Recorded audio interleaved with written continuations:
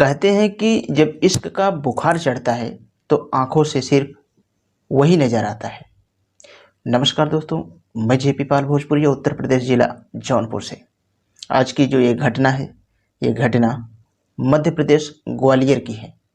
अब वहीं की रहने वाली ज्योति राठौर, जो अपने पति के साथ, पति का नाम था ध्यान सिंह राठौर, उसके साथ रहा करती थी।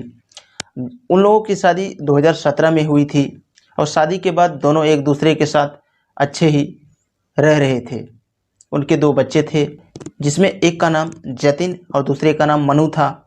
जतिन की उम्र लगभग 3 साल थी और मनु की उम्र 1.5 साल के आसपास थी। अब इन लोगों की ज़िंदगी बहुत ठीक ठाक ही चल रही थी।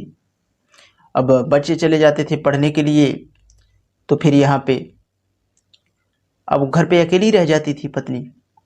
तो एक दिन पत्नी ने कहा अपने पति से कि ये काम करते हैं, एक छोटी सी दुकान डाल देते हैं घर पे, वो मैं चलाऊंगी और आप जाना ड्यूटी करने के लिए। तो भी पति मना करता है कि जाने दो, दुकान मत डालो, फालतू में पैसा इन्वेस्ट नहीं करना है। यहाँ पे पत्नी मान तो जाती है, लेकिन फिर 2-4 महीना बीतता है जैसे, फिर पत्नी जिद करने लगती है कि एक दुकान डाल ही दो ना। तो यहाँ पे अब पति भी टूट जाता है। तो यहाँ पे अब पति उसके बातों में आ जाता है और एक दुकान डाल देता है नीचे, और ऊपर वाले फ्लोर पे ये लोग रह ही रहे थे, नीचे दुकान डाल देता है। अब दुकान खुल जाती है। अब यूं ही सिलसिला ऐसे ही चल रहा था, लेकिन दुकान पे जो मुनाफा होना चाहिए वो हो नहीं पा रहा था। और दुकान चलाने का जो एक तरीका होता है वो इस औरत के पास नहीं था। क्योंकि जब कोई भी इंसान किसी भी दुकान का जब शुरुआत करता है तो पहले कहीं ना कहीं सीखता है, थोड़ा जानकारी लेता है, फिर शुरू करता है। तो ये औरत दुकान भले ही खोली थी, लेकिन इसको चलाने का तरीका ठीक से मालूम नहीं था। 2-3 महीना बीत जाते हैं, लेकिन दुकान पे बहुत ज़्यादा धंधा नहीं होता था।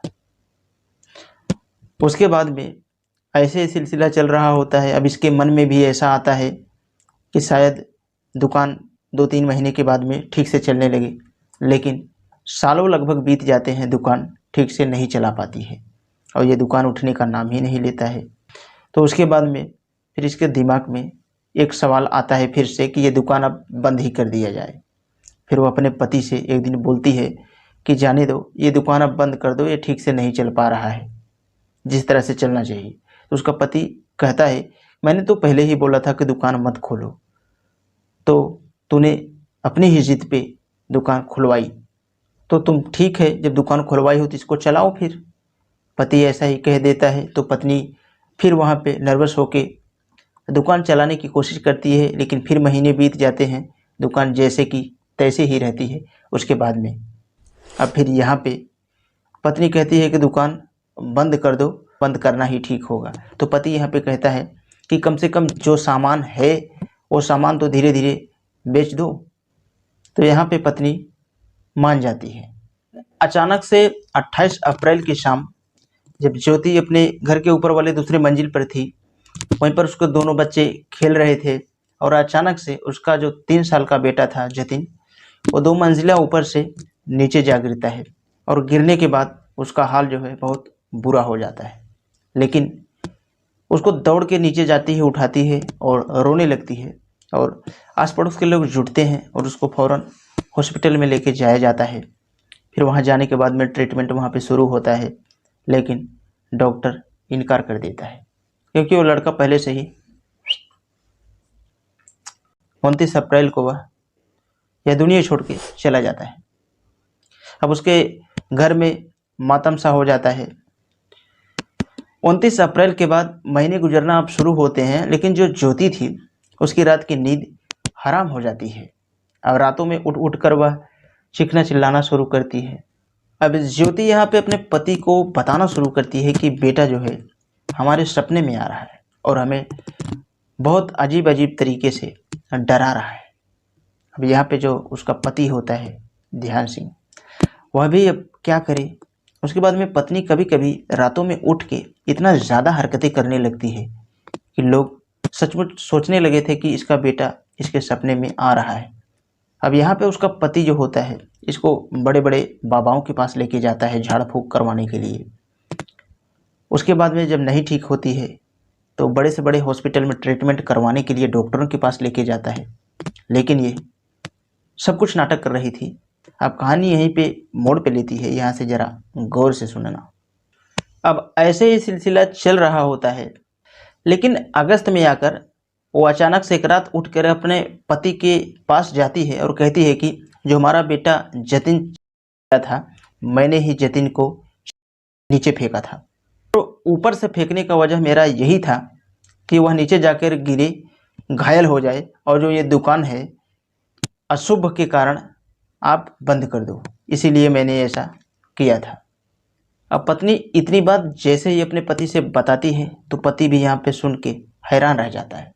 अब पति का शक इसके ऊपर चला जाता है, तो फिर पति सोचता है कि अगर मैं अभी इसका पर्दाफाश करूँगा, पुलिस स्टेशन जाके अगर शिकायत दर्ज करवाऊँगा, तो हो सकता है अपनी बयान को बदल सकती है। अगर अपनी बयान बदल देगी तो उल्टा मैं ही इसमें फंस जाऊँगा। तो पति यहाँ पे बहुत शातिर तरीके से अब एक षड्यंत्र बनाता है। पति क्या काम करता है कि अपने मोबाइल का जो रिकॉर्डिंग ऑडियो है वो चालू कर देता है। उसके बाद में घर के बाहर जाता है, उसके बाद में सारा रिकॉर्डिंग ये अंदर से ही चालू करके आता है। उसके बाद में अपनी पत्नी से बात करना शुरू करता है। पत्नी से बात करता है, कहता है कि अगर तुझे दुकान ही बंद करना था तो तूने हमसे सीधा क्यों नहीं बताया कि दुकान बंद कर दो, नहीं तो इंजाम बहुत बुरा होगा। तो यहाँ पे पत्नी बताना शुरू करती है, कहती है कि मैंने पहले ही आपको बोला कि दुकान बंद कर दो, दुकान नहीं चल रही है, दुकान मैं नहीं संभाल पाऊंगी क्योंकि हमारे बस की बात नहीं है। तो तुमने हमको मना किया था कि जितना सामान है पहले वो हटाओ, वो बेचो, उसके बाद में फिर दुकान पे जो थोड़ा बहुत सामान रह जाएगा उसको हम वापस करेंगे। अब मैं अपनी दिल की फीलिंग कैसे आपको बताऊं, हमें ज़रा सा भी मन नहीं था कि दुकान मैं चलाऊं, क्योंकि दुकान चल ही नहीं रही थी। तो आप नहीं सुन रहे थे, इसलिए मैंने ऐसा किया था। अब इतनी बात को पूरा वो पहले से ही रिकॉर्डिंग चालू किया था और अपने मोबाइल में रिकॉर्ड कर लेता है। उसके बाद में यही रिकॉर्डिंग लेके जाता है पुलिस स्टेशन और वहाँ पे सारी शिकायत को दर्ज करवाता है, ये पूरी रिकॉर्डिंग लाइव दिखा के। अब पुलिस भी जैसे ही ये बात सुनते हैं वो भी घटनास्थल पे आते हैं, लेकिन जो काम पहले हो चुका था अब उसको कैसे लाया जा सकता है। बेटा तो दुनिया छोड़ के चला गया था। अब पुलिस घटनास्थल पे पहुंचती है और फिर ज्योति को पकड़ती है और उससे फिर दोबारा रिएक्ट करवाती है। कहती है कि तूने कैसे फेंका और पूरा उसको डिटेल में जानने के लिए पुलिस उससे रिएक्ट करवाना शुरू करती है। अब जब ये रिएक्ट करवाना शुरू करती है, ज्योति फंस जाती है। यहाँ पे ज्योति उल फुलूल की बातें कर रही थी, वे फजूल की बातें कर रही थी, तो पुलिस का शक जो है उसके ऊपर चला जाता है।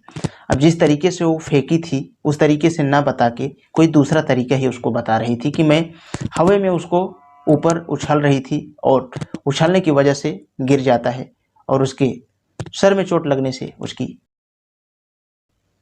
लेकिन यहाँ पे ज्योति जब उल्टा पुल्टा बताती है तो पुलिस सख्ती के साथ पेश आती है और उसके बाद में उससे पूरी इस घटना की कहानी पूछने लगती है। तो ज्योति यहाँ पे अपने गुनाह को कबूल करती है। ज्योति यहाँ पे अब बताना शुरू करती है। ज्योति कहती है कि ये इसका फेंकने का मेन वजह यही था क्योंकि हमारा किसी दूसरे लड़के के साथ लव अफेयर था, और जब मेरे पति ड्यूटी पे चले जाते हैं तो मैं उसको बुला लिया करती थी, और जो मैंने दुकान खुलवाई थी वो इसी की वजह से ही करवाई थी ताकि मेरा प्रेमी आए और मुझसे इसी तरह से मिलता रहेगा और मेरे से बातचीत करता रहेगा और हमें भी कोई झिझक नहीं रहेगी। लेकिन शाम के टाइम पे एक दिन मैं उसको घर पे बुलाती हूँ और हम दोनों प्रेमी एक दूसरे के साथ में अचानक रहते हैं और मेरा बेटा जो है वो अचानक वहाँ पे पहुँच जाता है और फिर हम दोनों घबरा जाते हैं। मैंने फ़ौरन अपने बेटे जतिन को बुलाया और अपने प्रेमी से पूछा कि अब मुझे क्या करना चाहिए, ये तो मेरे पति को सारी बात बता देगा।